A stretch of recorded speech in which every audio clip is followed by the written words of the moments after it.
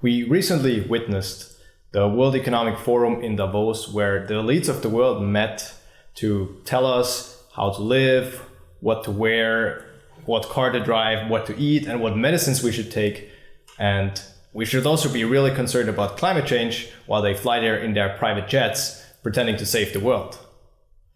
Also, we have the WHO, who will this year decide on the new pandemic treaty and the new regulations on the international health regulations that will essentially make it possible for the head of the WHO to decide on measures when there is a pandemic that could include lockdowns and vaccine mandates potentially. And that would potentially strip nations of their sovereignty. We also see digital IDs and digital currencies being rolled out all over the world that could enable some sort of social credit system. We also see the push for global governance, as the Secretary General of the UN, Antonio Guterres, said at this year's World Economic Forum meeting. And also we see millions of illegal immigrants flooding the US with the huge border crisis. We see the same thing in Europe, as national borders don't seem to mean anything anymore in this new globalist world order that we're seeing. And we see all these globalist policies, and as Catholics, we're looking at that and we say, well, these are not good developments. That's easy to see. These are not good developments. In fact, it looks very bad in so many ways. But it's always easy to point at something that's not going well, and it's much harder to actually formulate a vision of how a better society could look like, and a more Catholic and Christian society could look like. So to talk about what the Catholic Church teaches on how a society or a country should be run, I'm here with Moritz Scholtysik, the chairman of the Institute for the Propagation of Catholic Social Teaching in Germany. And yeah, thank you very much, Moritz, for sitting down with me. Thank you for the invitation. So my first question would be, you're an expert on Catholic social teaching. So can you define what is Catholic social teaching in very simple terms?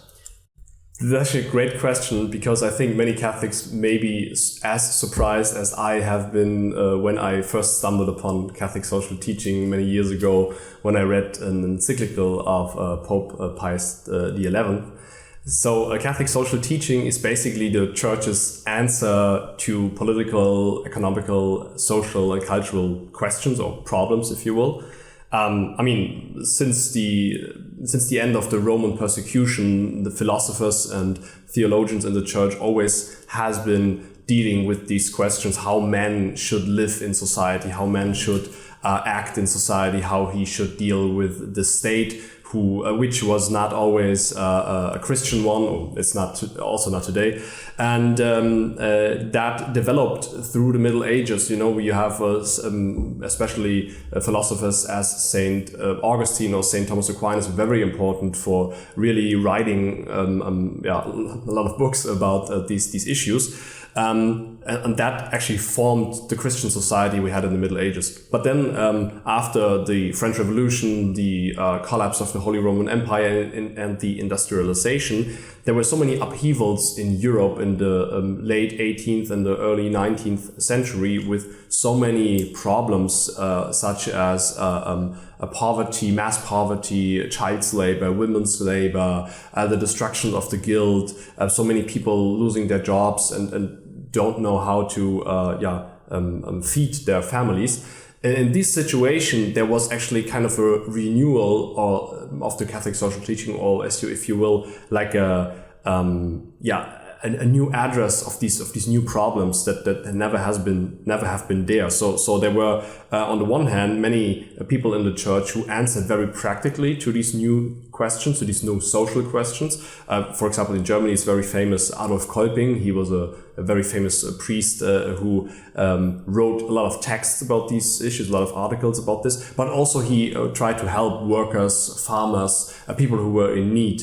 And coming from that for the many practical approaches in the early and mid 19th century, then there were a lot of philosophers and theologians in the Church, and then even also popes, who thought we have to think it through again on a theoretical basis. Like, how can we form a Catholic society in a modern world where none of that what we had in the Middle Ages is there anymore. So the Catholic social teaching in a more narrow sense developed in the 19th and 20th century, and there were a lot of encyclicals and books and catechisms written about the question how we should interact with a non-Catholic society, how we should interact with a non-Catholic state, and how we ultimately actually make it Catholic again, if you will. Mm-hmm.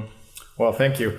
And to get back to today and to what I said in the beginning about globalism, why is globalism, as we see it today, not compatible with Catholic teaching? It's not just that we just feel that it's bad, but can you explain why the Catholic Church should reject globalism? Yeah, let me first maybe try to define it a little bit, because I mean it's a little bit vague term. But if you let's say globalism is the idea of a global order where supranational institutions like you mentioned the WHO or the United Nations, informal networks as the World Economic Forum, or multinational corporations, international media, all these global institutions or organizations where they try to make the major decisions and try to outrule or outnumber national states or even regional parliaments or any kind of decision making which is more on the national or regional level. So if these global institutions, they try to gain all the power, if roughly said. If that globalism is, then it actually contradicts the natural law and contradict the very basic Catholic idea of man in society. So if you allow me to expand a little bit, we all know that God consists of three persons, three divine persons, and they are, so the Father, the Son, and the Holy Ghost, they are ordered towards each other in love. And man, who was created in the image of God, as we read in the Bible, then man is also ordered towards something else. He's ordered toward God. He's ordered towards the society, his neighbors. So he's always like as God. He is not self-centered, but he's actually exists for something else, for something higher, for something more important. And so therefore we know that man is a social being. He cannot survive by himself, and he cannot fulfill his tasks and his duty on earth and not get to his supernatural goal, to heaven, without someone else, without anyone else. So he is made for love, for responsibility, for living in a society. So we see that at first, of course, when man is born, he's born into a family, even though there are many people, especially nowadays, who are unfortunately, due to tragic reasons, born without an intact family, but technically they do have one father and one mother. And he was conceived out of love, also normally. And then, of course, you can see that man is actually made for a society. He's not made to be alone, as God also says this himself in the Bible in Genesis. So we know that if man is born into family, and there are many families, and the families themselves, they grow together to villages, to cities, to larger institutions, organizations, and they form a people. And that's why we see that there is a parallel between families and between people. So we therefore also have a duty to love our fatherland, our home country, which is basically the expansion of the fourth commandment, which, as we know, says that we should honor our father and our mother. And that's why we should also honor our larger family, our people, our own kind, if you will. And this people finds its political form in a state. The Pope Pius XII says in a radio message, Christmas 1944, that the state must be the organic and organizing form of one people. So the state, therefore, is also not just made by a social contract, as the philosophy of the Enlightenment still says, but it comes from nature. It's very hard to look at it nowadays like that, because we see the state very often in a very destructive way. We see the state very often in a very hostile way, especially against Christians of all kinds and people who try to uphold the natural law. But the state as such, the idea of the state, is actually something that comes from natural law and is therefore also God-willed. And so we have this range basically coming from the individual over the family, over villages, cities, etc., over the people to the state. And this organic continuity, that actually makes society, and that on a natural level. If there is anything like globalist institutions or globalist ideas who try to destroy these different like institutions or these different entities who are which are made from by nature, then Catholic must resist that. And in a more specific way, we can see that the problem with that all these different entities in this social structure in the society, they have their own tasks and their own duties to fulfill. So if they're coming from nature, if they have a natural origin, they have also natural duties and tasks. And it's a very important principle of natural law, subsidiarity, that each of these institutions and each of these entities of the social structure is allowed, not just allowed, also obliged to fulfill these natural tasks by themselves. And the higher entity in the social structure, for example, the state, is only allowed to get in and to take over this task in the moment and to the extent that the lower level of the social structure is not able to. So, for example, if a family is in need, or the family has a huge problem, and the father of the family is not, he's not able to nourish his family anymore and to bring home food, easily said, then the state, or not necessarily the national state, but the higher level of the social structure is then there to help the family out. So globalism destroys this whole idea of subsidiarity. They try to get all the decision-making processes, all the rules, the laws. They try to bring it all to a global level and leave none to the lower levels in the social structure. But actually, this is their task. The lower levels have their natural task, and if the higher levels, especially on a global level, just take them away, that will destroy the natural structure, will destroy natural law, and therefore, in the end, will the man will not able to fulfill his natural and his supernatural tasks and to reach his natural and supernatural goals anymore. So that's why we have to resist, as Catholics and as people who are in favor of natural law, have to resist this this idea of centralizing everything, of taking all the decision making from a lower level away to a higher level. Well, thank you. That was a very good explanation. Just one thing that someone might reply, say, well, but the argument would be, well, we have these global problems, right? We have the pandemics and we have climate change, and these problems are global, so we need to have global solutions for them, right? That's the argument. What would you say to that? Yeah, that's actually a good argument, because even though if you don't think as the WHO, for example, of the pandemic or of climate change, there are definitely some kind of global crises or global problems, of course, or at least international problems. We have that, at least, for example, geopolitics, the whole thing, especially in Europe.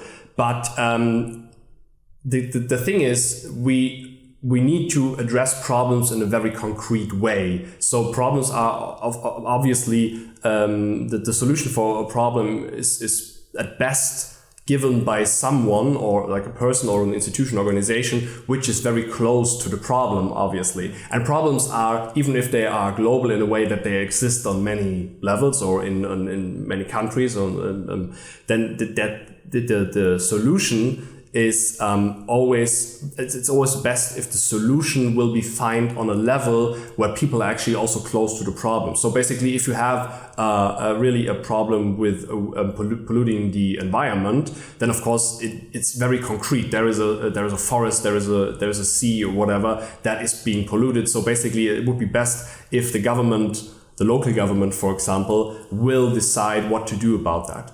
Of course, the argument would be, but what if no one does that, and basically everything goes to waste and everything will be destroyed because no one cares about that? Of course, there should be a kind of international cooperation, but always according to the principle of subsidiarity. So basically, most of the decision making is on the lower level, and then we go higher and higher, and the less decision making is on a higher level. But there is still some, for example, if there are several national states, they can cooperate on an international level, or maybe even on a global level, if you will, that they say, we have a global network where several national states come together and they try to make an agreement. But it does not mean that the lower levels lose all their power. So you have always like this, like in a pyramid, you go up a level and there is less and less what they can decide, but still there are several levels of decision making. If you uphold this idea of a hierarchy on the subsidiarity, then you can also address global problems if there are, but in another way than, of course, than it is nowadays, because nowadays it's more like top down. Everything will be decided on the top and none of the lower levels. So the lower level is just there to be the executive arm, if you will. They just execute the order and that's it.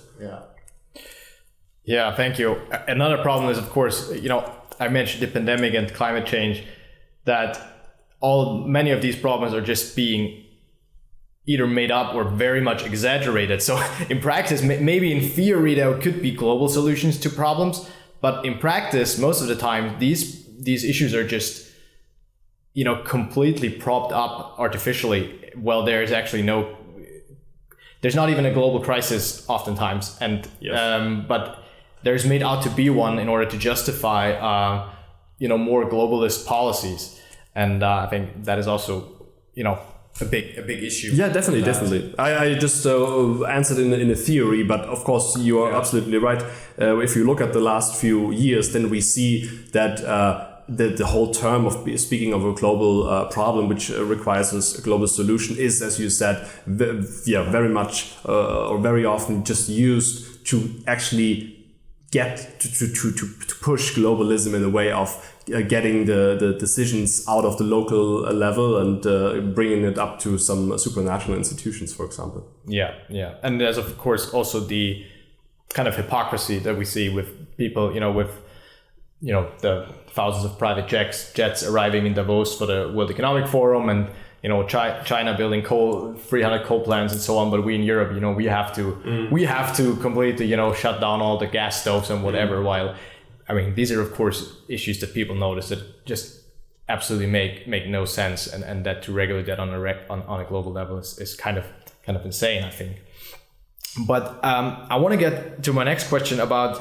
Let's stay with the WEF, with the World Economic Forum. There's this famous sentence that's been quoted all over again about you will own nothing and you will be happy. Why is it that, according to Catholic social teaching, why is that not a good thing to own nothing? That sounds, well, first of all, on first glance, that sounds very communist. So that doesn't sound good. But why would you say is that a problem if we own nothing and allegedly still be happy? Yeah, because it also it contradicts the idea of the Christian idea of how man is made as a social being. Private property, maybe in a nutshell, is a natural right to the Catholic social teaching. So it's actually very strong. That they say someone has a natural right to private property. Pope Leo the 13th, he puts it even stronger. He said the right to national property.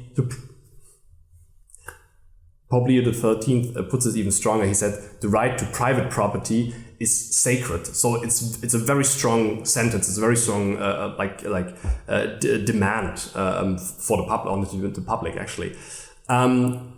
Why is that? There are actually many reasons. And Thomas Aquinas lists 5 positive, 5 negative reasons, if you will, why private property is a natural right. But you can make it very easy to say, when man was created, he was given directly by God the commandment to to cultivate the earth. We read this in Genesis 1:28 when he says, well, that they should be fruitful and they should populate the earth and they should cultivate it. That does not mean to destroy it. Of course, it means to be like a gardener. I think it's a very nice picture for men to be a gardener in the creation of God, and out of this creation, which God gives to man forms property. He builds property with his intellect, with his hands, however, but he actually takes what God has created and he makes do this work property. And that's why he's also allowed to have property. He has a right to do his work, make these things to his own. And that's why the Catholic social teaching has always been very, very strong on the point that it is a natural right to have private property. But you have to mention that private property has also a social aspect. So even if you have a natural right to it, you are not allowed to do whatever you want with it. So you cannot do with your private property something that destroys or damages the common good, which is always the goal of a state or of every social structure. So a state in a good state, a just state, would be allowed, or not even allowed, but also obliged, not just allowed, but also obliged to set up just wages and just taxes and try to regulate the use of private property in a way so that it helps the common good. So, for example, if you have a big forest, you own your big forest. It's your natural right to own it, but you would not be allowed, for example, to burn it all down in one way, or to put chemicals in the ground that all the animals would die, for example, like that. Something like that is a very simple example. But so there are, of course, some limits to how to use the property. That's also makes a lot of sense because, as I said, man as a social being needs to think also about the common good and the whole society. That's also why the Catholic property theory, if you will, contradicts or rejects the individualistic and capitalist property theory, as well as the socialist and collectivistic one. So on the one hand, you can say, well, I can do whatever I want with it. On the other hand says, well, you don't have any private property. And the Catholic social teaching goes a very intelligent, very balanced third way. You say, yes, you have a natural right, but there you have to use it in an ordered way, ordered towards the common good. That being said, as we have the natural right to the private property, as we are created by God to cultivate these properties which are originally from Him because He created it. That's why we cannot say we will own nothing and be happy, because we can only get happy if we cultivate earth and cultivate the goods that God has given us, and therefore create property in a way that is part of our personality, that's part of our whole being, a part of our whole existence in a way. So that directly contradicts Catholic social teaching. Mm. And my next question would be, what could a country, it's a difficult question, but what could a state or a society, or you mentioned some economic considerations, what would it look like if we have actually followed Catholic social teaching especially by these 19th and 20th century Pope like Leo XIII and Pius XI and Pius XII and so on? What, in your view, could a state or society look like today in a modern world? That's a great question, because you could answer in a very extended way, try to make it very short. The great thing about Catholic social teaching, in my opinion also, is that it's not very ideologic concept that you just put on every country in every time. You know, it's not like a concept where which is very which doesn't give you any space to operate according to your challenges of your times. The opposite is actually true. The Catholic social teaching gives you principles according to the natural law, and then you, with your intellect, have to implement them according to the current challenges. So it's not easy to say, well, it would be looking like that nowadays, because we, of course, had to think about all the challenges and problems we have, and which are many, obviously, and then look at the principles of the Catholic social teaching. The three key principles are the common good, the subsidiarity, and the solidarity. And then we try to look how we can bring them into life to our current situations. So in a way, that would mean, of course, said very roughly, that would mean that the state, as well as the economic and the culture, would be always ordered towards God, first of all. So that in a theological way, there would be the social kingship of Jesus Christ, which we can read about in this great encyclical Quas Primas of Pope Pius XI from 1925, which is very important for our days because it shows us how the whole world should actually be centered around Christ as King, who rules also on this earth. And everything in the social life, everything in the society should be actually inspired and like in a way coming from the kingship of Jesus Christ. The state should could look on a very technical level quite differently. So the church allows theoretically that a state gives itself a governmental form that is that fits to its mentality, to its history, to its culture, etc. But it should always be a state that respects natural law, that is centered around Christ, that respects the family, that respects private property, that respects this organic continuity that I mentioned in the beginning. So that it allows the society to grow in a very organic way, in a very natural way, and not being all centralized, not too bureaucratic in this way. That's very roughly, but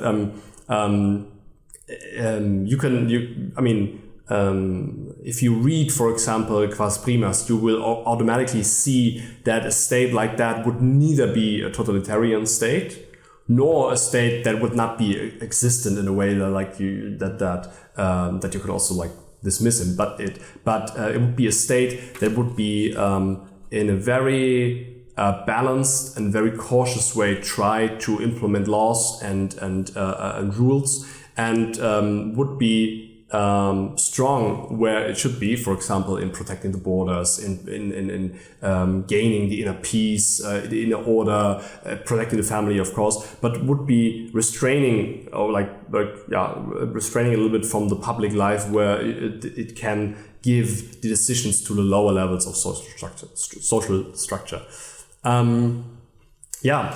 The economy, that's a little bit more bigger topic. I just can recommend to read Quadragesimo Anno of Pope Pius XI, because there he suggests or recommends a cooperative order as a third way, as I already mentioned, between capitalism and socialism, which is also very along the principle of subsidiarity.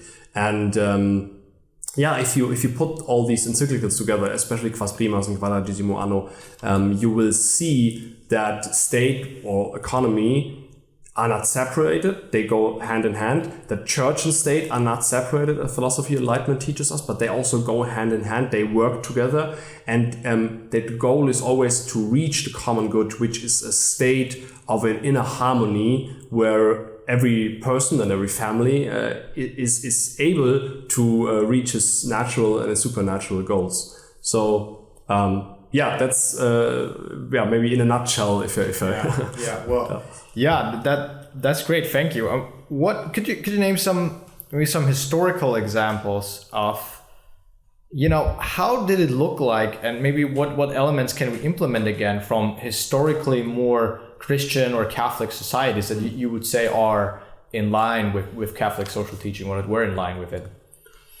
Yes, obviously it's not possible for us to step in the time machine and go back somewhere and then to some supposedly golden era and then think we can do everything exactly like it has been back in the days. But I think there are a lot of examples where we can get inspired from, which we can use as a model, as an idea, which is also still possible to use it for our times. For example, the Holy Roman Empire would be like a very obvious example, I think, because the Holy Roman Empire in its political structure was if you will, like a mixture or like a mixed form of like a monarchy or aristocracy and democracy. So it had all these three good governmental forms according to Aristotle and according to St. Thomas Aquinas. And St. Thomas Aquinas actually recommends a governmental form that is made of these three good governmental forms, like a mixture. And the Holy Roman Empire actually was that, because you had the emperor. And then you had the electors who elected the emperor, and then you had several institutions also very much on the local level, so that the state was not in a modern way too present in the public and the daily life of the people, but it was still sacred in a way that it was very close, connected very closely to the church. So I think this is actually the best example for Europe, if you will.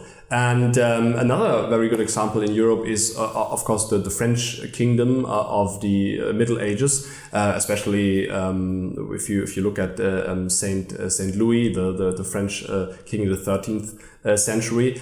And it was structured a little bit differently than the Holy Roman Empire. It was more centralized due to also historical or cultural reasons, and there were certain different ways how the politics was actually made. But it was also in a way that they were always looking for balance. They were always looking for to actually give the state a unity, but also give the state a form that was realistic, if you will. Realistic in a way of it always it always paid respect to the man as a social being, so that man was always in a good relationship, if you will, with the higher levels in social structure and with the state.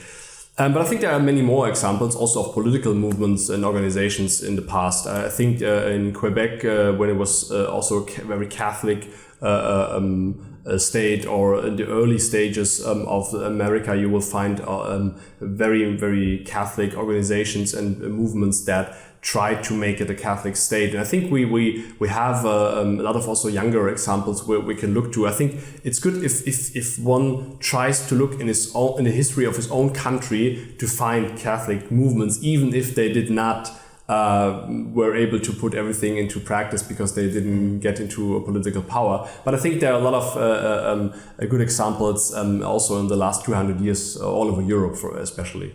Mm-hmm. Well, and to sort of get back to today on a more practical note, because as you said, we cannot go into a time machine, unfortunately, or fortunately maybe. And but what can Catholics today do to work towards a better society, to a more Catholic Christian society? What are like concrete things that you would recommend people do or try to do? Yeah, there are actually a lot of things. So first of all, I think it's good if anyone who is able to does something. So I think it's not an option for us Catholics nowadays to do nothing, because I think we live in a society where there's so many problems that we actually need to do something. And I think one very major aspect is to, of course, resist, first of all, the things that they're trying to do, they're bad, that are trying to destroy the family, and private property, and then we that we try to support everything. On the other hand, that bin ich schon wieder raus. Irgendwie verwehre ich mich gerade, Entschuldige. Mit dem Resist fange ich nochmal an, genau. So first of all, I think it's important that we resist the, as you said, globalist and other bad ideas and movements and developments, which will ultimately destroy not just the families and the national states, but also like the man itself. So it's very important to make these scandals and to make these problems and challenges public, so that that people talk about, that people actually make this make a scandal out of it, if you will. So they actually, there is resistance to all of these negative developments. But of course, that's why we talk, making the whole conversation here. We also need to implement the positive examples, the positive things. And I think, in my opinion, if you look also at the principle of subsidiarity and what we talked about, I think one of the best ways to do that nowadays is actually for people, for Catholics, trying to implement or to build up local, resilient and sustainable communities and structures, so that you try to solve the problems in a local way, because especially if most of the decisions are nowadays being made far away, like in Washington DC, in Brussels, in Davos, or wherever, you can easily get into this feeling of, okay, I have no power, I cannot do anything. But if you focus on the local level, if you try to build up resilient communities who can resist on the one hand to these bad ideas, to do this destructive ideas, and on the other hand, rebuild Catholic society from scratch, if you will, like on a very local level, and these communities can do that. They can try to get political influence. They can try to shape culture on a very local level, for example, through theaters, through markets, through the revival of certain community buildings which are very old, which were used for centuries, but now are dead in a way. I think in Europe there are many examples for that, where you can use the villages or the local cities and the local structures to bring people back together, to form communities. And that does not mean that there should only be Catholics in it. Catholics should be the one who do that, who build these communities, but they should invite the other people and form communities which are based on natural law. And I think they can look very differently to whatever the challenge on the local level is. As I said, it could be a cultural thing, could be a political thing, could be a social thing. For example, if you live in a big city and you have all these homeless people or drug addicts or prostitutes and stuff like that, and Catholics should be on the forefront of all these major social issues and problems and conflicts, and should try to implement natural law. They should bring back common sense wherever they can. And I think there is a lot of need for that, and people are thriving for that, especially people who are also already in some kind of political resistance but are not Catholic.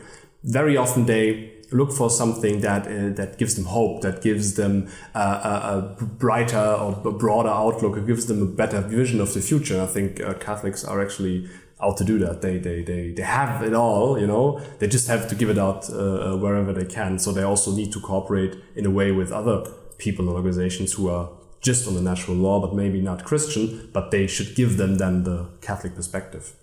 Mm-hmm. Well, yeah, great, thank you.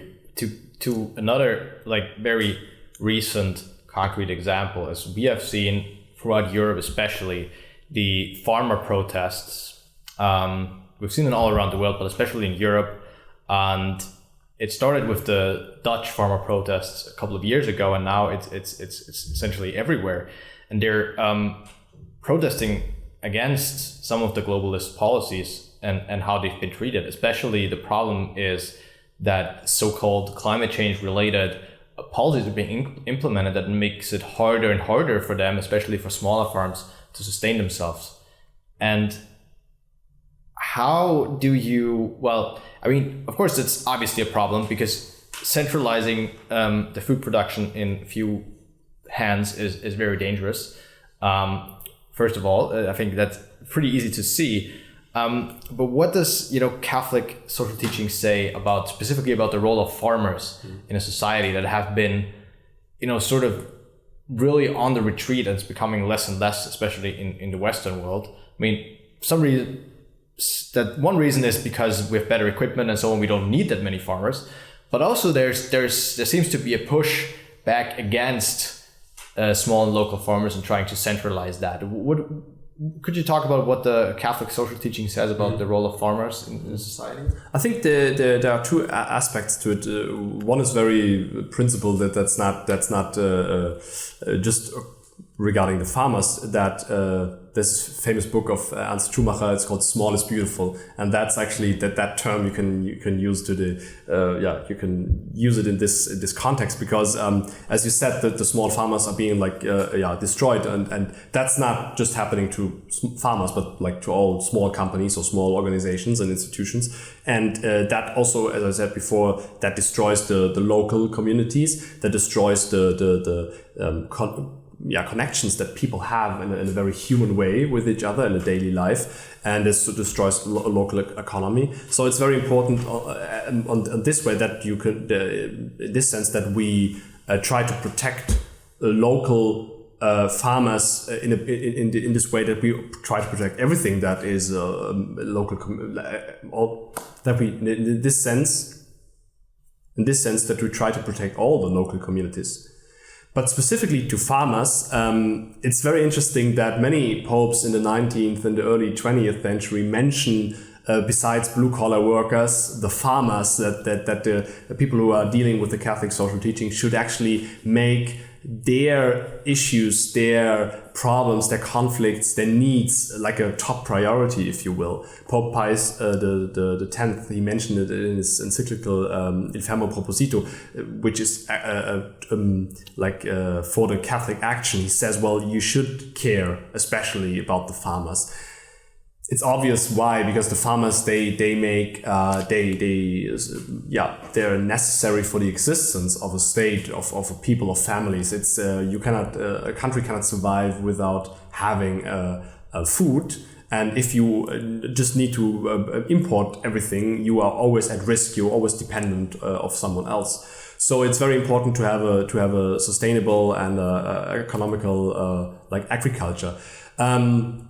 And there are also many priests and theologians who have written over the decades in the 19th and 20th century about the farmers, because there have always been conflicts back then. A German example is Franz Hitze. He was also a politician. He wrote very poetic way about the importance of farmers for society. He said, well, the farmers... of course, that's very idealistic, and it's coming from the 19th century. He said, well, that farmers, they are like in a way the soil for a Catholic society, if you will.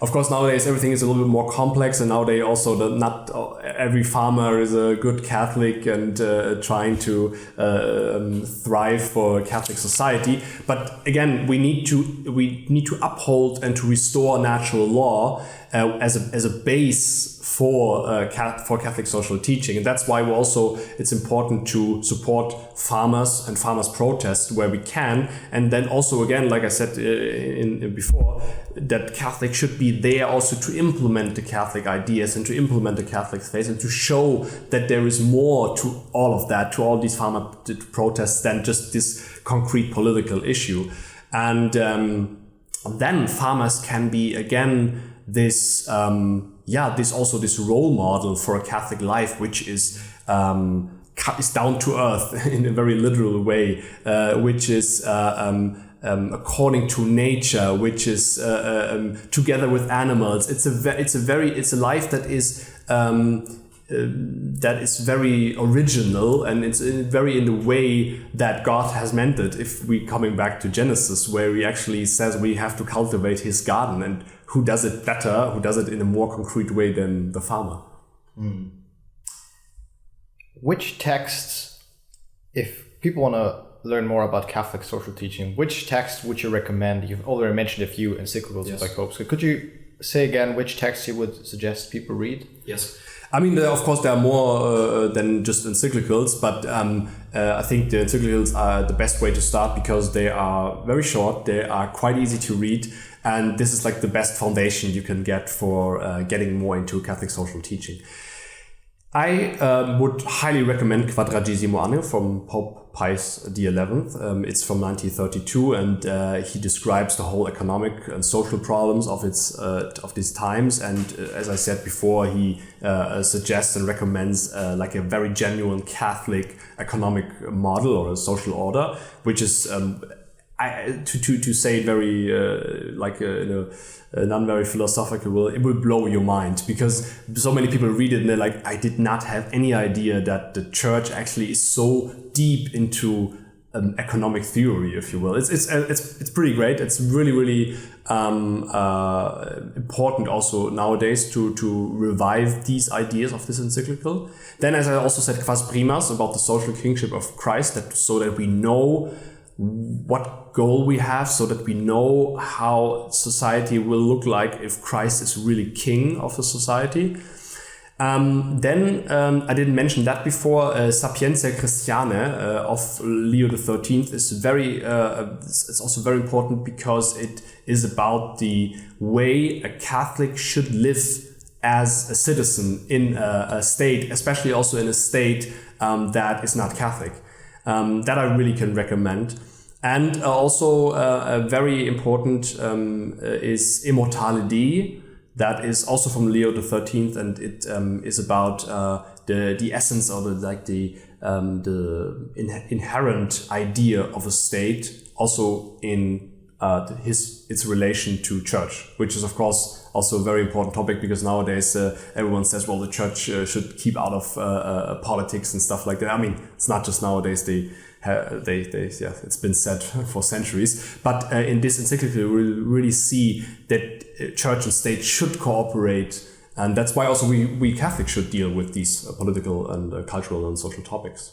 Mm-hmm. So these I would recommend to read, in the first place. But other than that, it's like you start with one of these, and then you will see all the other ones, and you will continue with that. And I think it's very, very important for nowadays that we revive the reading of papal encyclicals. Mm-hmm. Thank you.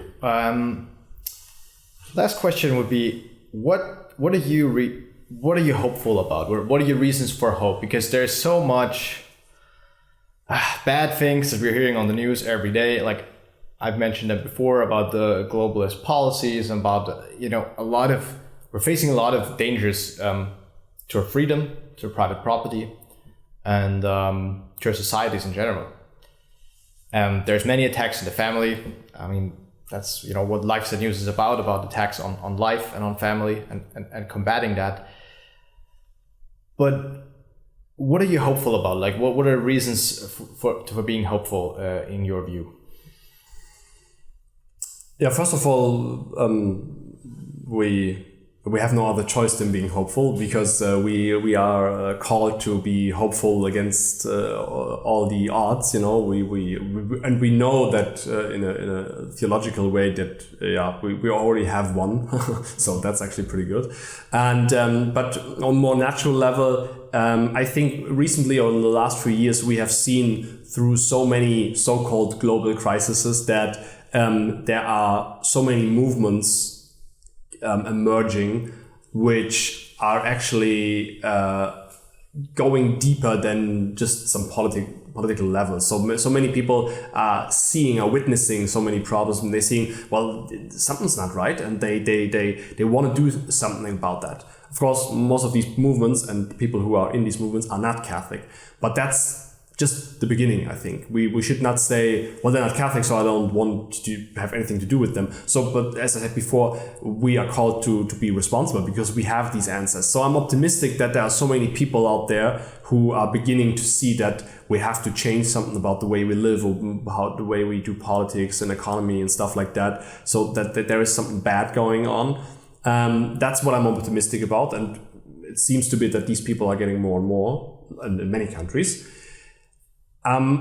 not that optimistic about the fact that they are not Catholics. So there should be more engagement of Catholics in these movements to make that a real, make these movements really based on natural law and Catholic. And I think that's the part where we should do more, and we're called to do more. But I think that's what already also has started, and I am very hopeful and very glad to see that there are more and more Catholics also getting involved in these cultural war, if you will, because we as a Catholic Church, the Catholic Church being the true church, it has all the answers. So now it's just so we don't have to invent anything new. That's the great thing about it. We just have to take all these things which are there and then bring it to these movements and bring it to these organizations who are being already critical of the current developments. And then I think we have the best, the best ways and the best outlook actually for a better future. I mean, by the grace of God and by the help of God, of course. Without Him, nothing is possible. Yeah, thank you very much. Well, that was great. Well, thank you so much for sitting down with me, Moritz, and for enlightening us on this issue. And also thank you to all of the viewers of LifeSite News, and may God bless you.